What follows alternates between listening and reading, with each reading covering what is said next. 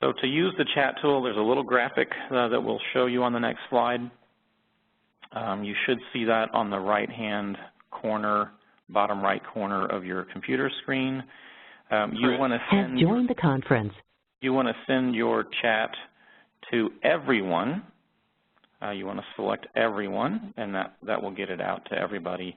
And if you want to send that at any time, you can do that. Again, we're going to hold those until the end of the call.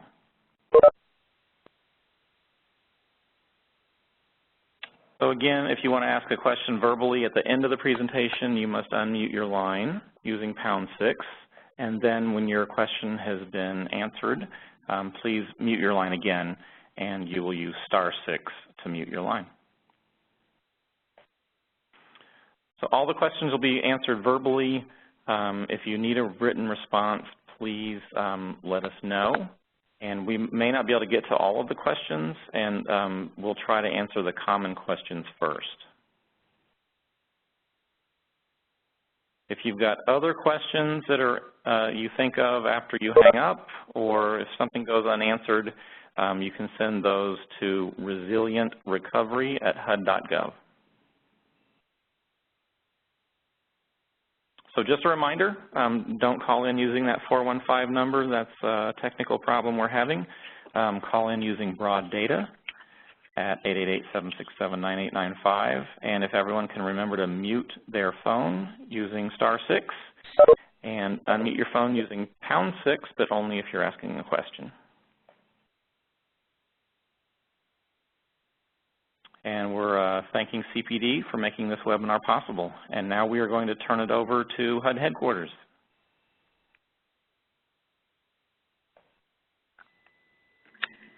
Hi, everyone. This is Allison Heck, and we will kick off now the NDRC webinar, Building Resilient Energy Systems.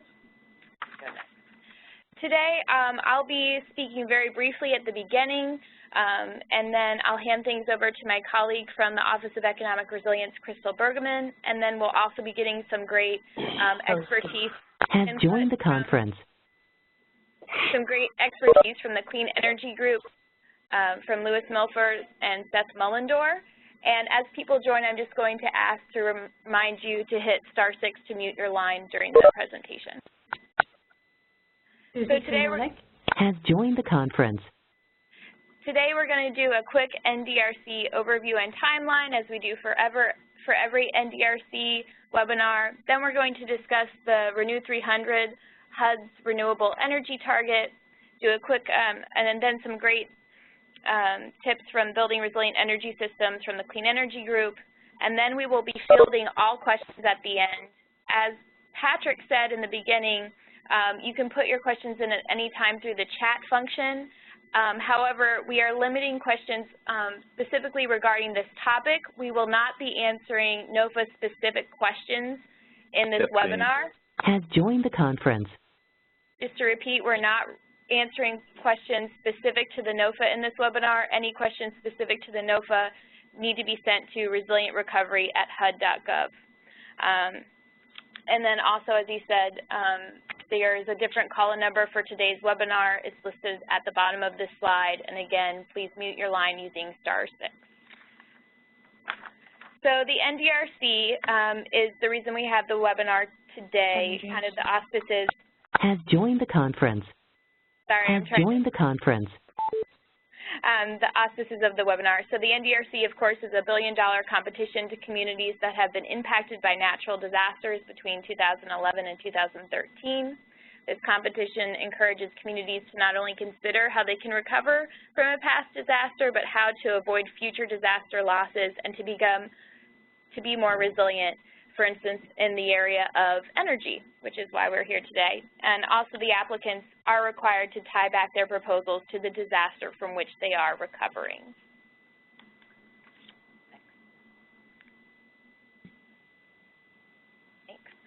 This is just the standard timeline that we show for each of the webinars.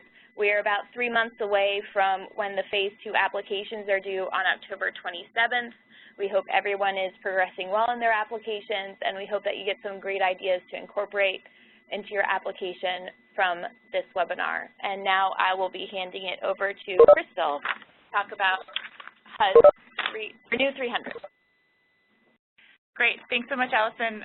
My name is Bergemann. I'm an energy analyst here at HUD, and I work on a variety of energy topics, but my primary focus right now is our renewable energy target, or Renew 300.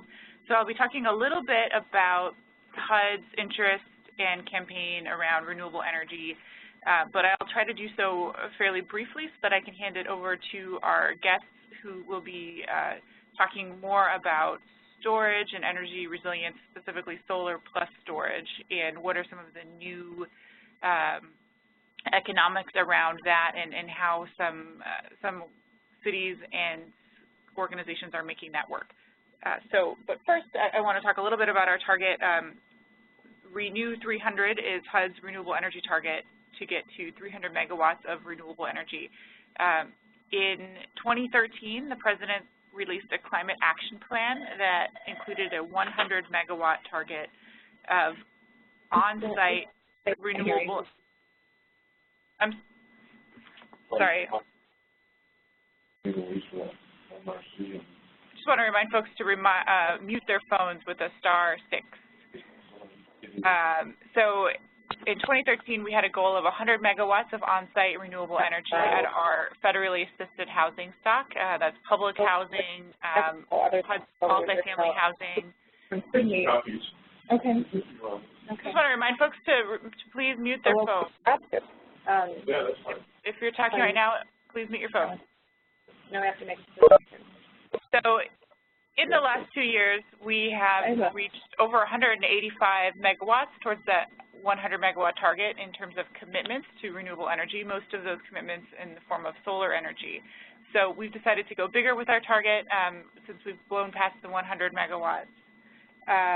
We are excited to turn this into a 300 megawatt target, and not only are we going to be focused on HUD's on-site property and solar panels and other renewable energy on the rooftops of our properties, we're expanding the target, and we're working with the Department of Energy and other organizations to expand to community solar and expand to a 300 megawatt target. To the next slide. So we know that not every building in America is suited for solar power, and in fact, most families in this country, more than 50%, and particularly when you're talking about low and moderate income households, don't live in a place where they can put solar panels on the roof, either because they're renters, because the roof space isn't small, or it's too small, it's maybe located in a place that's too shady, or for a variety of reasons, a lot of people can't put their own solar panels on the roof. So we think that community and shared solar will help us reach more of those houses. Since 2008, we've had a 4,000% increase in the number of shared solar projects, and that number is expected to increase exponentially over the next 4 years as well. So we think this is a great time to be focused on community and shared solar. As of April this year, 172 megawatts of shared solar were connected to the grid. We're expecting between 3 and 6 gigawatts over the next several years. So we are working with, as I said, Department of Energy and other organizations to develop a community and shared solar partnership to complement our on-site solar goals. Next slide. So this partnership will serve low and moderate income households in collaboration, as I said, with DOE, EPA, and other representatives. And the goal is to expand access to community and shared solar while utilizing technical expertise of the Energy Department and other national laboratories. Next slide, please. So the community and shared solar campaign will start with 5 working groups. The first one will be best practices at the state level. Second is federal and state resources. Third is on financing and business models. Fourth is on customer acquisition. And the fifth will be around multifamily housing. These working groups are just getting started now. They'll be formalized over the next month or so. If you'd like to participate in the community solar working groups, please feel free to contact solar@ee.doe.gov or renewables@hud.gov if you'd like more information. The first one is the Department of Energy email, they're coordinating the working groups. The second one is our HUD internal email. So if you have more of a HUD-specific question, or housing and renewables question, you can send that my way at renewables@hud.gov. So I just wanted to give folks a brief overview of some of the solar work and the community solar announcements and the new projects that were started. Please feel free to ask questions about this at the end of the call, or you can send them to me directly at renewables@hud.gov. But I want to make sure we have time for our guest presenters, so I'm going to hand it over now to Lou and Seth from the Clean Energy Group to talk about resilient power.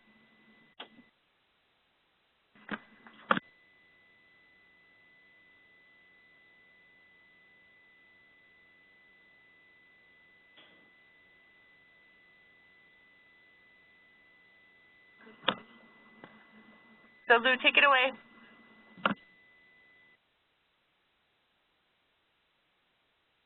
Didn't unmute, just unmuted myself. Sorry about that.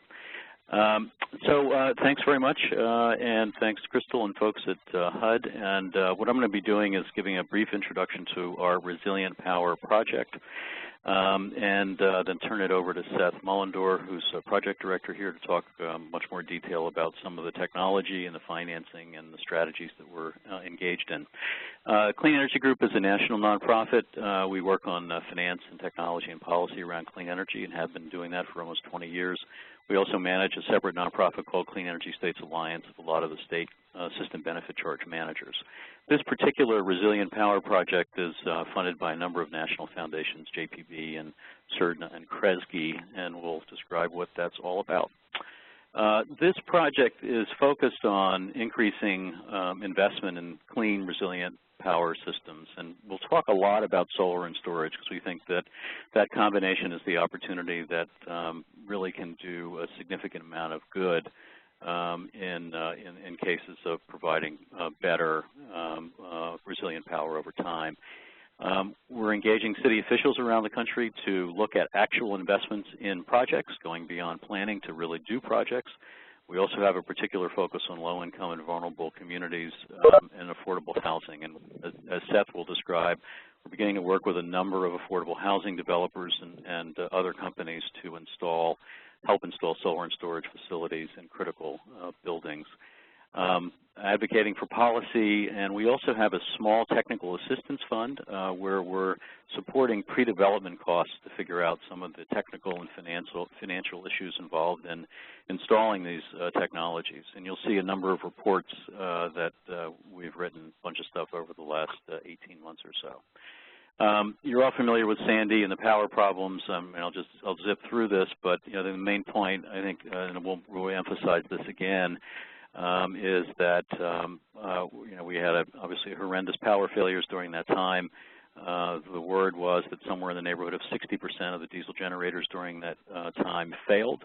And so we have a real gap between what the problems are and the solutions at the time. We need to change that system so that we can ride these power outages out in a safe way.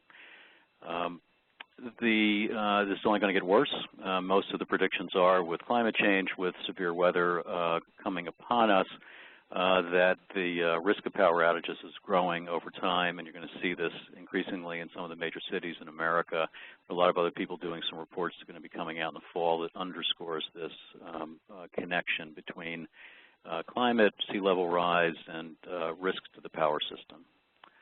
And in particular, the harm to vulnerable and low-income communities is clear. This is work that's been done by many other organizations to confirm that the impacts on low-income households are significant from power outages, heat waves, drought, and the like. The Sandy statistics are very dramatic. And what you saw in most of these places, like housing projects, low-income buildings, senior centers, is that there's virtually no power at all, and either no backup generators were there or the generators that were there failed. And that is the problem with the system we have now, is that diesel generators basically sit there and wait to fail, and we can do better than that. What you really have, we think, is kind of a clean energy divide, a resilient power inequality, that when it comes to some of the new technologies that we're going to talk about, there's really a disparity between those who have and those who have not. Not unusual, but it's in this case in spades. And in particular, what we're seeing now is a trend around solar and storage technologies as a significant market trend. Obviously, if you saw Tesla's announcement, you're seeing activity around Solar City. You're seeing bank analysis of where this technology is going. These markets are taking off significantly. But where they're taking off, and we'll get into this a little bit later, principally are in private markets. Most of these technologies, the solar and storage technologies, are being used for utility bill reduction, demand charge reduction. And our view is that these technology combinations can be used for much more, and to serve people in need, that these technologies can be used to help ride out power outages where you have batteries being charged by solar. And you can, at the same time as they are working to do that, potentially reduce utility bills by reducing demand charges, and also there are sources of revenue generation as well. So there's a tremendous amount that can be done in this space. And so let me turn this over to Seth, who will get into much more detail around the way the technology works and some other aspects of the project. Thanks. Thanks, Lou. As Lou said, we are focusing mainly on solar and storage. That doesn't mean just solar and storage. Projects we're working on also include CHP and micro CHP to pick up some of the loads that aren't as well suited for battery loads. And they can even be used to help increase the duration and the performance of existing generators, backup generators, if those are already installed. So I just wanted to briefly show you what the technology schematic looks like. Basically, you have a solar system, standalone system. If you take away the energy storage and the critical load subpanel at the bottom, the inverter would be a grid tied inverter, and that's part of the problem. Most of these systems are tied to the grid, and due to safety regulations and concerns, they go offline when outages occur.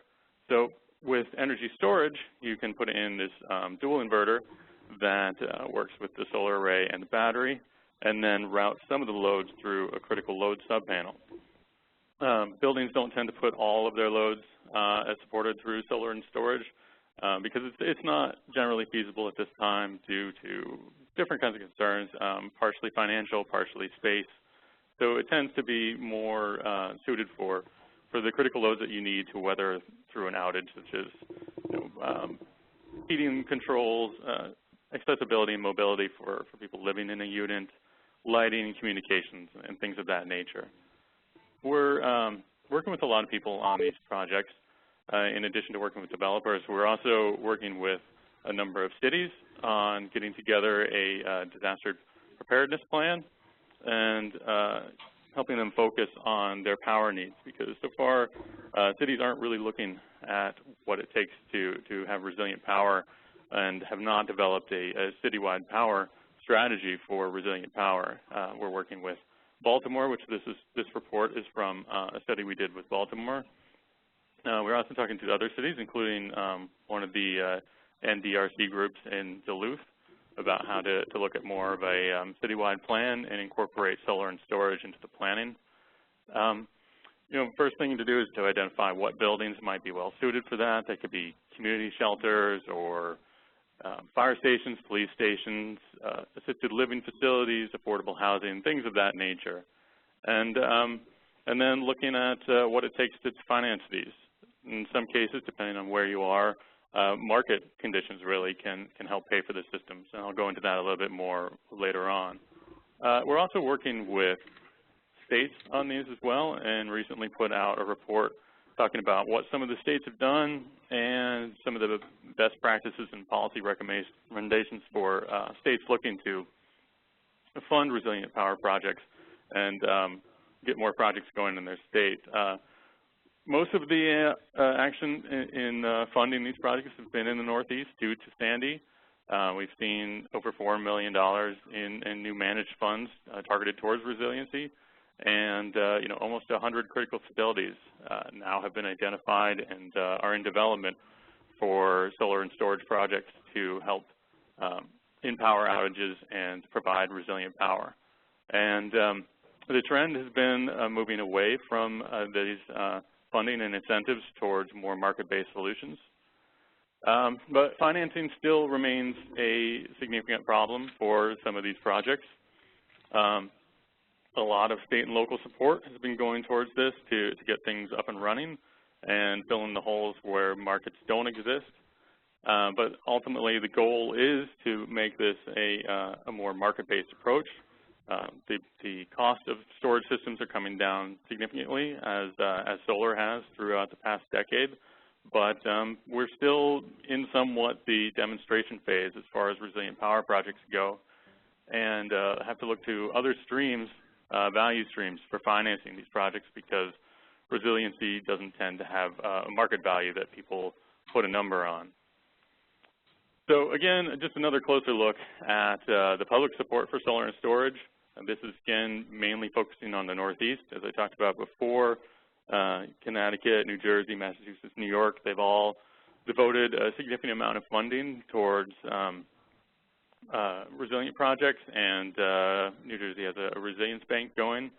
And New Jersey, Massachusetts, Connecticut, they've all had either microgrid or resiliency RFPs that they put out for projects to help fund these.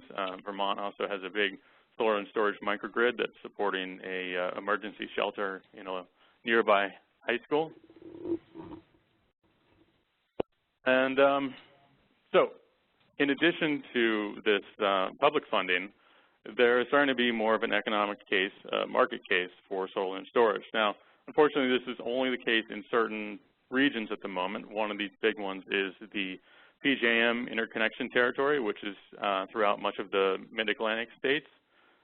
They've set up their ancillary services market, which is a grid services market, for frequency regulation in a way that storage can participate in the markets. And even more importantly, small storage systems, the kind that you'd find in individual buildings, can be aggregated together to participate in the market. Now, solar and storage projects that are involved in this frequency regulation market, participating in it, they can have short payback periods, as little as 4 years or even less. And the outcome is that you can have these resilient systems tied in with islanding capability and critical loads connected in at no extra cost, basically. It's paid for by participation in these FERC markets, the frequency regulation markets. An additional way is through demand charge reduction. Any building that faces commercial rates, and increasingly we're looking at residential rates maybe starting to adopt demand charges, there's a charge for the peak amount of energy that is demanded from a facility throughout a billing period. So if there's a spike in demand, then the demand charges are based on that spike. So this is particularly an issue in California and New York, like New York City, where they're seeing very high peak demand charges. So it's, $30, $40 per kilowatt. But we're also, as we talk to areas, seeing this more and more. We're talking to people in Colorado and parts of the Midwest that they're seeing half of their bill is demand charges. So unlike just solar alone and efficiency measures, energy storage can help attack and reduce these demand charges instead of just reducing the kilowatt hours, the consumption over time. So we are involved in a number of resilient power projects right now in development at different stages. As Lou mentioned, we, through our foundation support, we offer some technical assistance funding to help scope out the initial projects and the feasibility and financial sides of solar and storage projects for resiliency. One of the things we're doing is we're looking to demonstrate the viability of these projects for affordable housing and assisted living. And we're working with a number of developers. You can see there, New York City, Chicago, DC, Newark, and Boulder. We have one project in New York. It's called Via Verde, and it is going to be going into place and fully operational, we think, by the end of the year. That's a solar and storage unit system that's combined with a small CHP, combined heat and power, called micro CHP, and that's providing all the critical loads backup for that building. The solar and storage is helping support water pumps so that residents on higher floors can have access to clean running water when the power is out. We're also working with a number of cities on supporting critical facilities We're active in a number of areas, not just in the Northeast, but across the U.S. And these are projects in community shelters and fire stations, hospitals, wastewater treatment, anything that is critical to communities to keep up and running when power outages occur. And that's basically it that I have. We've done a bunch of writing on these topics and do webinars like these, and we'd be happy to talk to anyone that is interested in pursuing solar and storage as an opportunity to provide more resilient power. I know a lot of cities don't consider resiliency in their power system as far as what to do when the lights go out, and residents need access to just even the basics of communications and lighting sometimes. And these are systems that are available that can provide those services. So please feel free to reach out to us. We'd be happy to hear you. And I'll pass this back to our moderators and open it up to some questions. Thank you. Thank you. So we're able to ask questions now. I just want to remind you, you can ask a question using the chat tool in the WebEx panel. Just send that to everyone. And you can also ask a question verbally. And to do that, you would need to unmute your phone using #6. So we'll let folks think of questions. If you do ask a question verbally, please, actually, or through the chat, please state your name, because we will have this transcribed so that the transcriber will be able to track down who you are.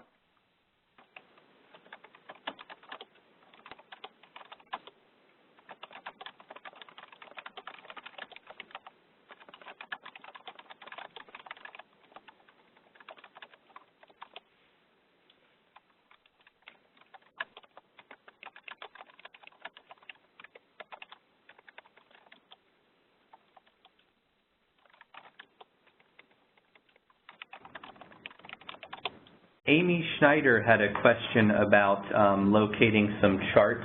Amy, if you're able to come off mute and ask the HUD staff if you know which specific charts you're looking for, you can go ahead.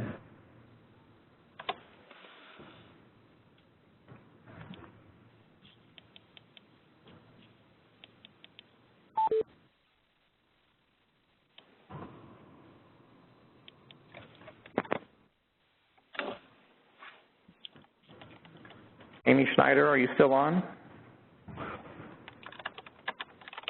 Amy, if not, if you have a more specific question, you can go ahead and type that in, and I'll read that out loud. I'll go ahead and move on to Julian has a question. He asks, what sorts of financial incentives exist for retrofitting existing PV systems with storage, especially when doing so requires configurations different from the one shown in the slides? Well, this is Seth. The incentives depend on where you are. Like in California, they have a self-generation incentive program that can help with that. Different areas have different programs. New York is also doing some incentive programs. But yes, the configuration for retrofitting a system often looks different from the one that I showed up there. There's basically what I showed was the solar going directly through an inverter to the energy storage, since they both work in DC. However, you can have a two-inverter system where you still have the grid-tied inverter and all the technologies that you would normally have with a regular solar system, and then you have an additional inverter that goes from that system into the energy storage, to the battery storage, and the critical loads. So it's basically the same sort of thing, but with two inverters, which can be a bit more costly for the full project, but as far as a retrofit, it's better to keep your existing wiring that you already have in place for the solar system and just add these few components that you need for the energy storage system. So you cannot take advantage of the ITC in that case if they're not installed at the same time, but you can still take advantage of the there's the depreciation, the accelerated depreciation over time. So you can still take advantage of that. Hi, this is Crystal with HUD, and I just wanted to add to that, which is, you know, you said that if they're not installed at the same time, you can't take advantage of the ITC. I just want to make sure that that is clear, that if they are installed at the same time, if you do install storage with your solar system at the same time, then you can take advantage of the ITC for the entire project. And so if you're thinking about, and that's the tax credit, 30% tax credit that helps finance a lot of these projects. So if you're thinking, you know, maybe I'll just do storage now and then I'll add, or do solar now and I'll add storage later, it's really behooves you financially to think about it all at once. Crystal, this is Lou as well, and you know, I think what you folks have just described is exactly right. There are some folks out there who think that it's possible to add storage to an existing solar system and somehow may perhaps take advantage of the ITC. We haven't seen clarity around that, and we're a little skeptical of that position. So if anyone else out there has heard that or is taking that position, we'd like to know. We want to really get to the bottom of it. Our view is, as you described it and as Seth said, that it's quite clear that if they're in together up front, new, then the ITC should be available for both. And otherwise not. But there again, there are some folks who seem to think they can stretch that a little bit, but we're not quite clear on that yet. Okay, I'll move on to the next question. This one is from Khalil. They ask, what, if any, is the cost differential in clean energy and storage for affordable housing when considering multifamily versus single-family housing units? So the big difference that we're seeing is that the multifamily housing for common areas and loads, they face the commercial rates for utility bills.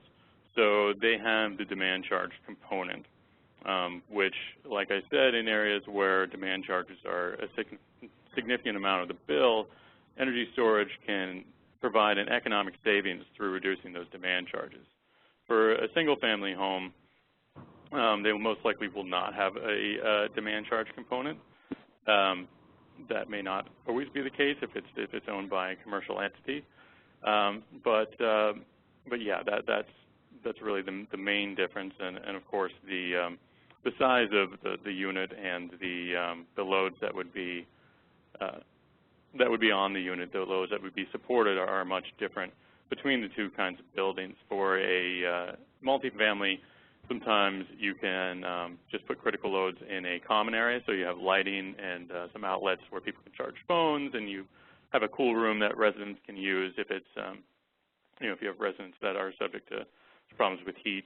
Whereas in a single family, you tend to have to support more widely, just you know, for the family that lives there, these loads. Just to add to that, on the question of the economics of doing these projects in affordable housing, we're working on several projects, as Seth said, around the country, and we're in the middle of doing a paper on this topic, probably to be released in September. And it will look at 3 different buildings in New York City, D.C., and Chicago, with looking at real buildings, but they won't be named, and teasing out the economics, so that people will have a sense of how, if solar and storage is installed, perhaps with a small CHP, here's what the numbers will look like. Here's what the savings can be using either demand charges and/or frequency regulation revenue, and here's what the payback looks like for a typically sized system. So hold on, and we should have, I think, this in pretty good shape, we hope, by September. So it should advance the conversation a bit about what the real numbers look like. Okay, moving on. Michael asks, apart from Villa Verde, what experience have you had with other affordable housing projects and solar and storage? What were the economics of the Villa Verde project? That's, again, I think the answer will come in this paper. We're in the middle of doing that now. So we're working, you may be familiar with Bright Power, which is essentially, I guess, a public purpose ESCO. and they are involved in doing the technical and financial work on the Villa Verde project, as well as some of the other projects I mentioned. So there's a fellow there named Henry Misas. If you're interested in looking more deeply, perhaps with an outside consulting firm that's doing this work. So we'll have those numbers in pretty good shape in 6 weeks or 8 weeks. And this is Seth. Just as a brief sneak peek into the results that we found so far in the projects that we have scoped, and again, these are in areas where they're facing higher demand charges than maybe in some areas, or it's within the PJM where they can participate in the frequency regulation. The economics look pretty good. The systems do pay for themselves over the lifetime of the expected lifetime of the system.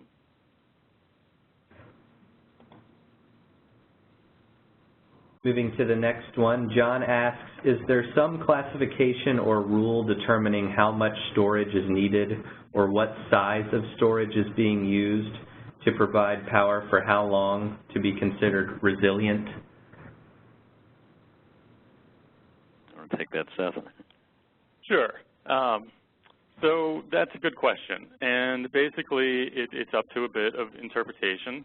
That's one of the issues we've seen in some of the RFPs that have been put out there, the solicitations by the states. New Jersey has had some projects that have provided 2 hours of backup power for a resiliency grant, and there's definitely debatable whether that could be considered resilient or not. So it's up to the facility, or it's up to whoever is going to be impacted by outages to determine what level of resilience and how long for what loads is considered a good thing. How much are you looking for and what are you looking to do with it? And the size of the system and how you use it is going to really depend on those variables. That's really one of the first things you need to look at in one of these projects is saying, okay, what loads do I want to have supported and how long do I think I'm going to need them? With solar, you can get the benefit that you'll support some of those loads when it's sunny out, and then the battery can be charged if the loads don't take up all the solar power. But if it's not sunny out, then you're just depending on the batteries themselves. So there's a lot of considerations to be made in these, and it depends on project to project. Yeah, the two things I'd add to that, I think we have a paper in the works looking at that issue because it comes up all the time, and it's a design question, building by building, and what the customers' needs and wants are. So we're going to hope to do some kind of a optimization paper to give an indication of what's possible to do with different technology configurations. So that's sort of one thing. I think the second thing is, and I think implicit in the question is, are there standards or rules on this? And there aren't. Obviously, people are familiar with fire code standards for when diesel generators are supposed to kick in, but we really don't have any that we're familiar with that really get to this question. And we think as the technology matures and we get more experience with how these operate, then chances are we'll get into a world that perhaps, and we think we should, that may be more standardized and that starts to require more than the basic fire safety code provisions of diesels, which clearly are inadequate. And also maybe policies down the road that that introduce more technology innovation. I mean, one of the major problems we've seen is, again, with the diesel situation, is that when there's a requirement for diesel backup, Santoro has joined the conference. That the requirement for diesels basically becomes the ceiling. Compliance with code becomes as much as building owners do or want to do or plan to do, and in our view that's insufficient and it's been proved insufficient. So we're looking at ways to try to introduce some innovation into this space, and we think, again, with the technologies that are coming online, like solar storage, and we're seeing this activity now in private commercial establishments. There are hundreds of these now, and mainly in California for demand reduction, not necessarily configured to be offline. But as we see more of them, we think that it might then open up the opportunity to have a better regulatory response.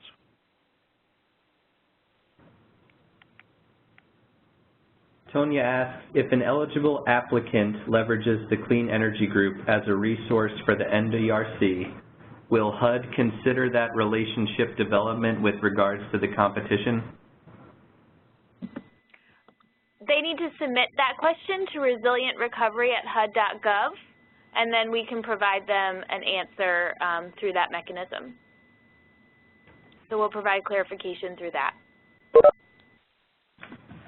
Thank you. Laura then asks, what approaches work with utilities to convince them that islanding capability is safe and preferable to solely grid-connected systems?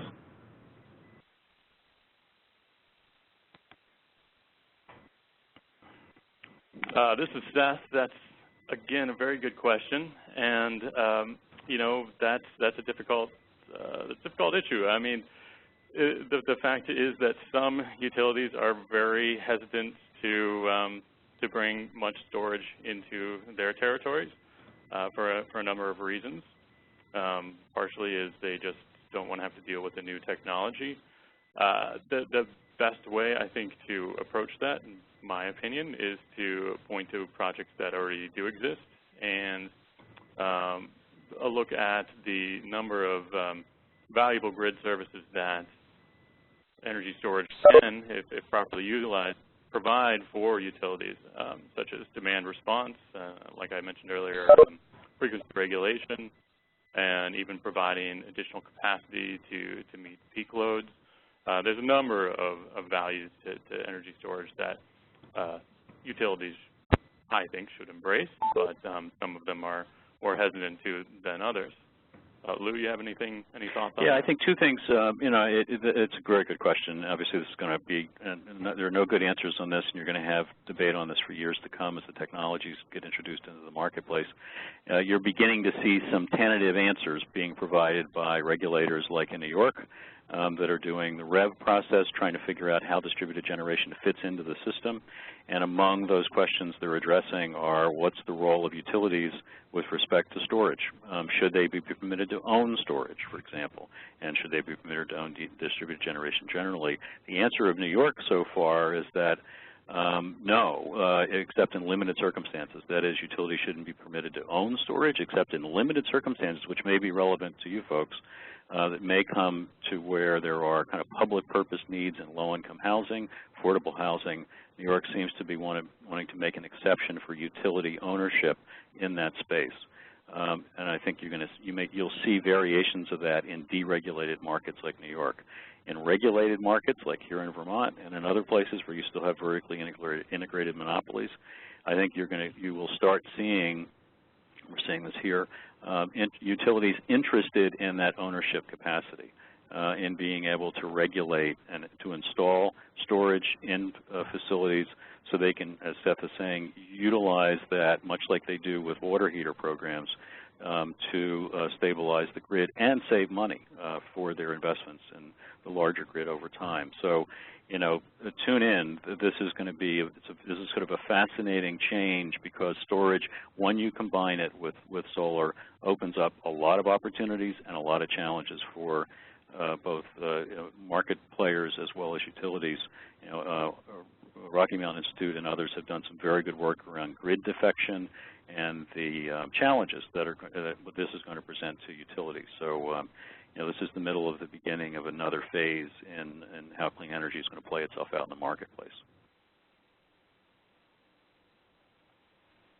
Tonya asks, has anyone at Clean Energy Group considered projects here in Alaska?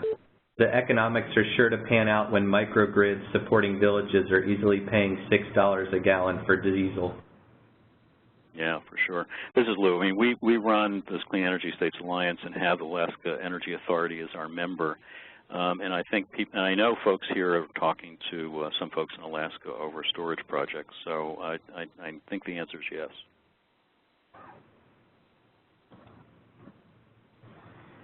And Julian asks again, could we possibly get more details on how to access the paper that was mentioned, the one about assessing buildings in New York City, D.C., and Chicago come September?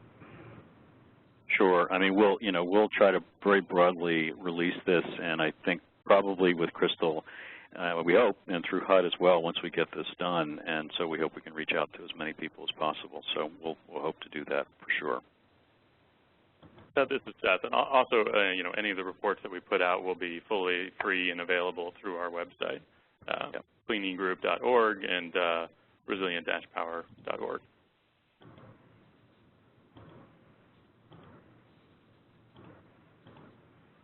And Tonya asks, what sort of storage solutions does Clean Energy Group have experience with?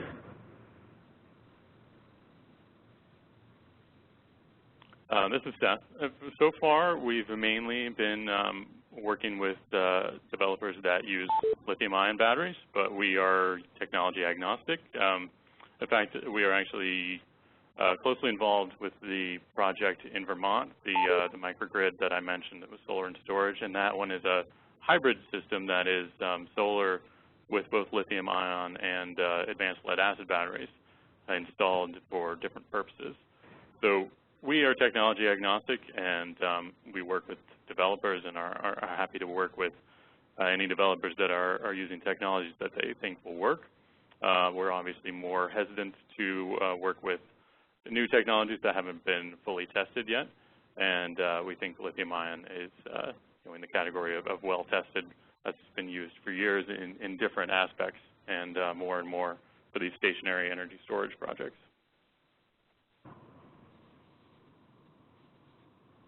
Okay, and that is all the questions that I've received so far. If anyone else has any more, feel free to type them into the chat box or ask them over the phone. Hey, Patrick, this is Lou. One thing I wanted to mention, going back to Crystal's point about community solar, the questions have come up about storage and whether storage can be, paired with a community solar installation, and we're just beginning to look at that. A lot of issues that have come up in all of these areas. So we're going to take a look, and we think that it can. I believe that there's one project we just sent someone around, and it's been done in Minnesota, that actually pairs up a community solar structure with storage. But I don't think we see any major obstacles to this, but it's not uncomplicated. So I think we're going to be doing a paper on this fairly soon to kind of lay out some of the options. I don't know, Seth, if you want to add any more to that point. No, not really. The Minnesota project, it's using storage with a community solar just for a value proposition. It's doing a time shift, so it shifts energy that peaks during the day through solar production, around noon, and shifts it towards the evening hours, like 5:30 to 7:30, when the demand peaks for energy on the whole system. So it's shifting energy from one time to another time, because the energy is more valuable to the system at that point. So it's adding value to the community solar project as a whole, and it's actually adding value to the utility. The utility is the one that is doing this project. So we see both the prospect of adding value to community solar just through the benefits that energy storage can add, plus if the community solar project is located in a site that is near enough to a critical facility or a vulnerable facility, such as affordable housing, that the storage could be used and tied into those systems. We see a great opportunity to be able to provide this resiliency through the community solar, because you'll have a big solar project and probably a fairly large battery attached to it that's already making its money through the solar community solar project, then to be able to provide this additional resiliency benefit to a nearby facility, just kind of as a bonus for the project.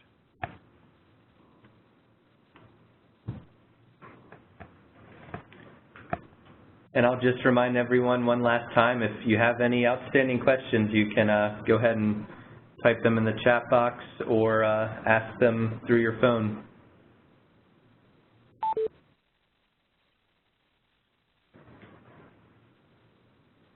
We'll wait another minute or two for people to think of last-minute questions.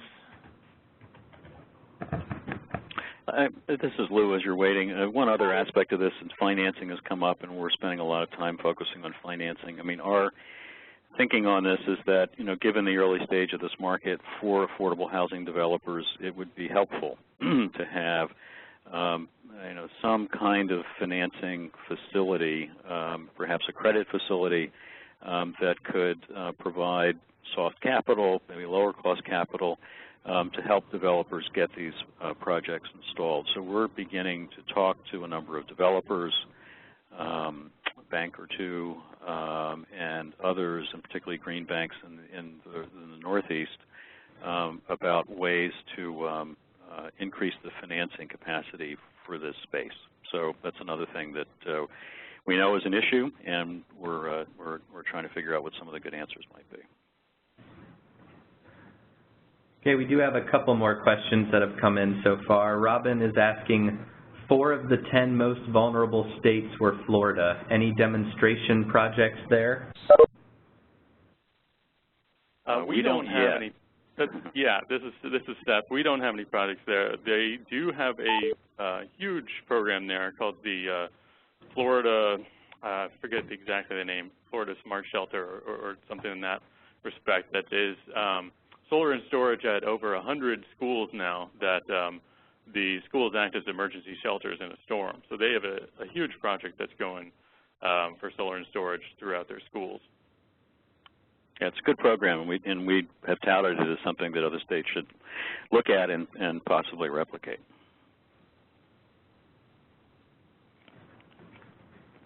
And Teddy has a question for Crystal. Which email address should we contact in regard to the Community Shared Program National Workshop? You can contact either of the ones that were on the slide, but probably easiest and fastest to just email renewables@hud.gov.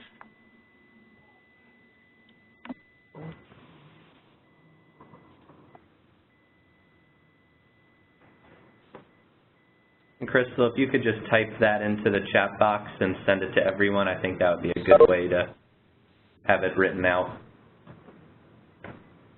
Okay, will do. Thank you.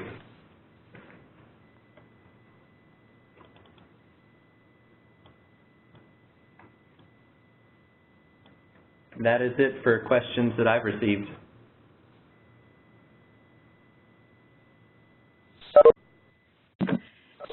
Thanks. So this is Allison again. I think that we've gotten to all the questions. Thank the Clean Energy Group again for providing some expertise on this topic, and for Crystal for joining us. I want to remind everyone that next week we also have another topical webinar. It will be Approaches to Infrastructure Financing.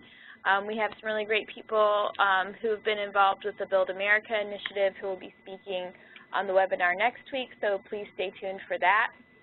In the meantime, again, if you have questions regarding NOFA, specific questions regarding the NDRC, please send them to resilientrecovery@hud.gov, and thank you for joining us today. And I'll end it there.